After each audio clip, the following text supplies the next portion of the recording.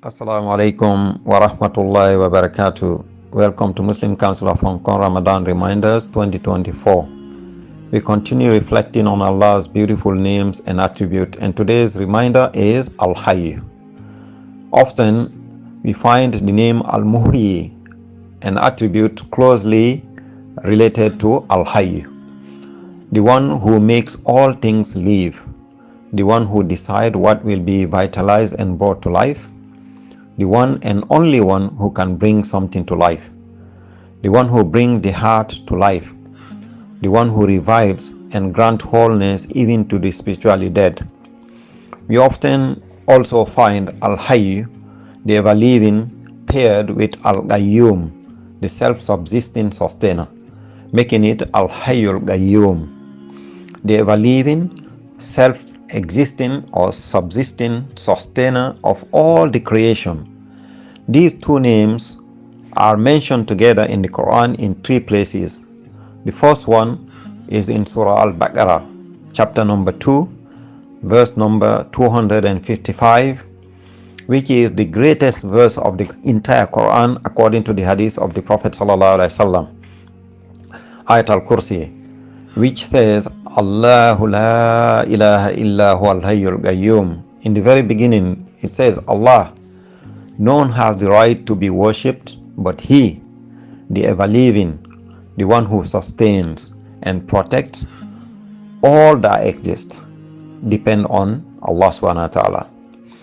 And the second mention is found in Surah Al-Imran, in the very beginning of the surah, where Allah subhanahu wa ta'ala, after saying Alif Lam Mim, the following verse number 2, Allahu la ilaha illa huwal hayyul qayyum. Allah, none has the right to be worshipped but He, the ever-living, the one who sustains and protects all that exists.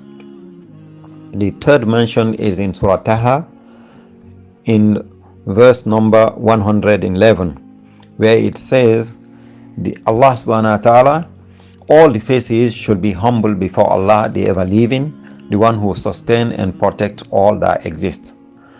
So Allah's blessed and exalted name Al-Hayy, the ever-living, contains an affirmation of Allah's attribute of living. It is a complete life, not preceded by non-existence or followed by being ending.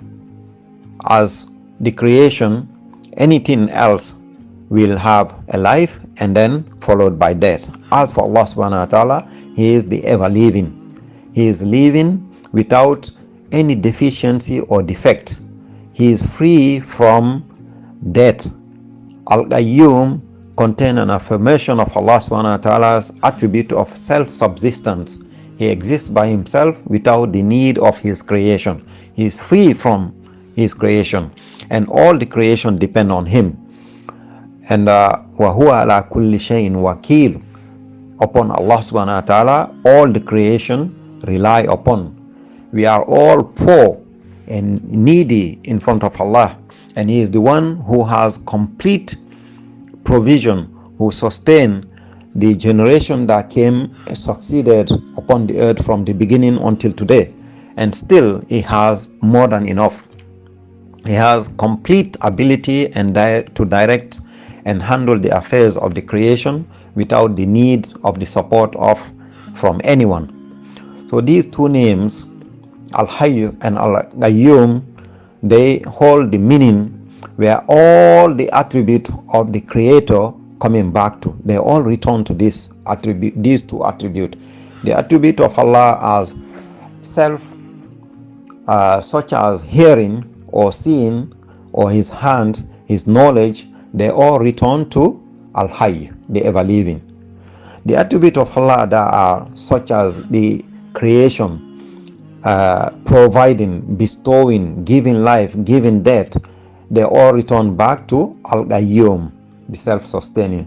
Due to this, the people of knowledge have said that they are the greatest name of Allah subhanahu wa ta'ala. If we call upon Allah using these two names, Al-Hayy, Al-Qayyum, Allah will answer our call.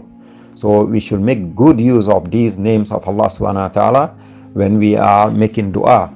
Ya Hayyu Ya Qayyum, Allahumma ighfir lana warhamna. Ya Hayyu Ya Qayyum warzuqna. Ya Hayyu Ya Qayyum nazzina. Ya Hayyu Ya Qayyum.